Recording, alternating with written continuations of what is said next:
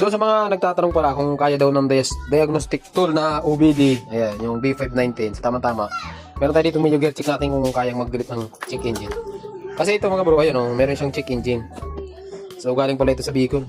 Ayan o. Kakarating lang mga bro, alas 8 yung alas din. Anong oras pa ng alas 5 o. May 9 hours ng takbuhan. Tunay din talagang medyo gear mga bro. Tingnan natin kung may lubak. Wala naman.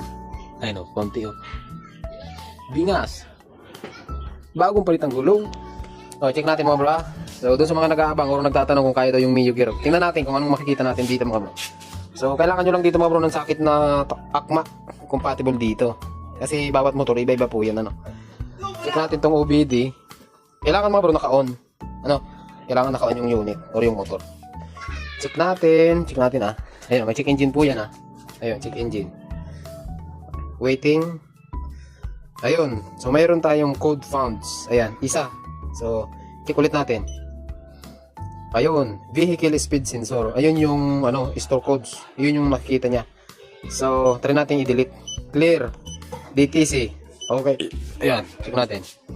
Erase. Mag-erase natin. Ayun. Isa pa. Ulitin natin mga dalawa. Kahit tatlo. Erase done. Isa pa. Clear. DTC. Erase done. So, check natin kung mayroon pa.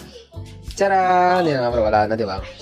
So, doon sa mga nagtatanong, kayang-kaya po nito ang Yamaha. Kahit NMAX, B1, B2, B3, kayang-kaya niya pong basahin yung parameters ng ECU. Ayun, tingnan nyo.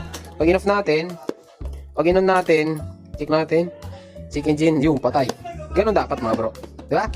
Ulitin natin, off, on, check engine, patay. Okay? So, kayang-kaya niya mga bro. Kayang-kaya niya mag-delete ng check engine. So, sa mga gusto mag-order ng ganitong klaseng diagnostic tool, nandyan sa Yellow Basket, check out nyo na lang.